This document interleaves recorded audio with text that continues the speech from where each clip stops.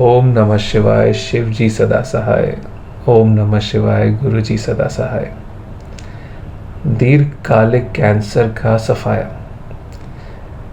गुरु मेरी पूजा, गुरु गोविंद, गुरु मेरा पार ब्रह्म, गुरु भगवंत। फरवरी 2005 में चिकित्सकों ने मेरी पत्नी के गर्भाशय में कैंसर का निदान किया था। रोग बहुत फैल चुका था और प्राणघातक कोषाणु फेफड़ों के पास तक पहुंच गए थे। हमने सब चिकित्सकों को दिखाया, किंतु शल्य क्रिया के अन्यथा कोई और उपाय नहीं था। अंततः अनीता की शल्य क्रिया बंबई चिकित्सालय में हुई। उसके पश्चात प्रति 3 सप्ताह के अंतराले में 6 बार कीमोथेरेपी होनी थी।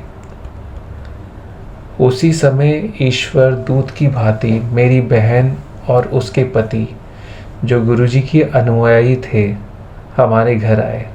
उन्होंने हमें गुरुजी के बारे में बताया और उनका आशीर्वाद लेने की सलाह दी। अगले बृहस्पतिवार को हम गुरुजी के दर्शन के लिए गए। हमने हॉल में प्रवेश किया ही था कि गुरुजी ने मेरी पत्नी से बात करी। उन्होंने उसे उसके नाम और घर में प्यार वाले नाम से संबोधित किया, अनीता, लखनऊ वाली बबली आंटी। हमें एकदम आश्चर्य हुआ और अनीता में विश्वास और साहस का प्रादुर्भाव हुआ। उसे प्रतीत हुआ कि उसकी सब समस्याएं समाप्त हो गई हैं और गुरु कृपा उस पर सदैव बनी रहेगी। गुरुजी ने अनीता को एक ताम्र लोटा लाने को कहा, जिसे उन्होंने अभिमंत्रित किया। अनीता प्रतिदिन उसका जल पीती थी। कैंसर के उपचार सरल नहीं है।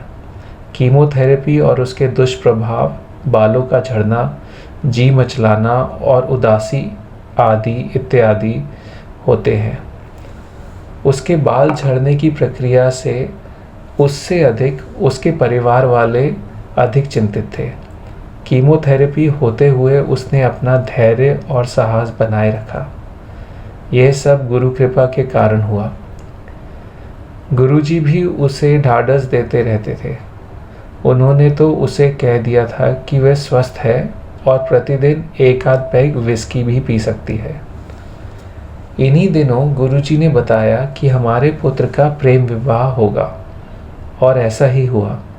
उसने अपनी पसंद की कन्या के सामने विवाह का प्रस्ताव रखा तो वह सहर्ष मान गई। उन दोनों को हम गुरुजी के पास लाए और उनका आशीर्वाद दिलवाया। अनीता को कैंसर हुए अब 3 वर्ष हो गए हैं। उसमें अब उस रोग का कोई लक्षण नहीं है और वह पुनः पहले की भांति मिलनसार और हंसमुख है।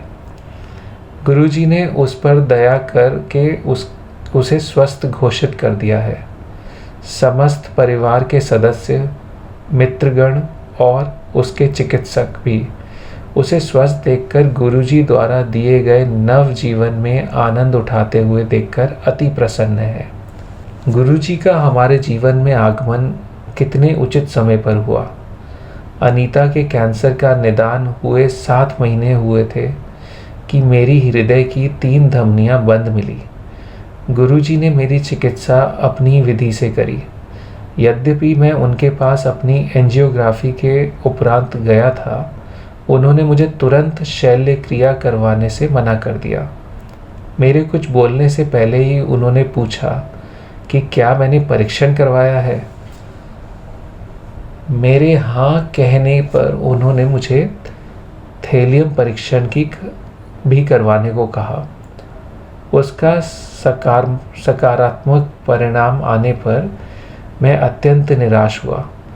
परिणाम के पश्चात उन्होंने मुझे शल्य क्रिया करवाने को कहा। मेरे विचार से वे उचित समय की प्रतीक्षा कर रहे थे। मेरे मधुमेह के कारण उस समय विपदा की संभावना अधिक रही होगी। उस अंतराल में अनीता लगातार गुरुजी के दर्शन के लिए जाती थी।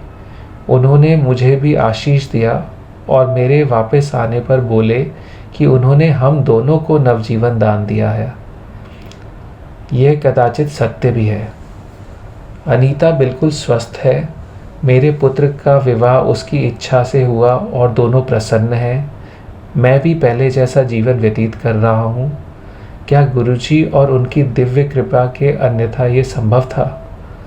गुरुजी अनीता को कहते थे कि वह स्वस्थ है और जीवन का आनंद उठा सकती है। उनके आशीर्वाद से अब हम दोनों में अधिक आत्मविश्वास, सुख शांति और उल्लास है। हमें सदा उनकी उपस्थिति का आभास रहता है। हमारे लिए वे परमेश्वर है। निष्कपट आस्था के साथ उनके पास पहुँचे प्रत्येक मनुष्य को उनकी दिव्य कृपा की प्राप्ति होती है। नरेंद्र तनेजा, दिल्ली। ओम नमः शिवाय। शिव जी सदा सहाय। ओम नमः शिवाय। गुरु जी सदा सहाय।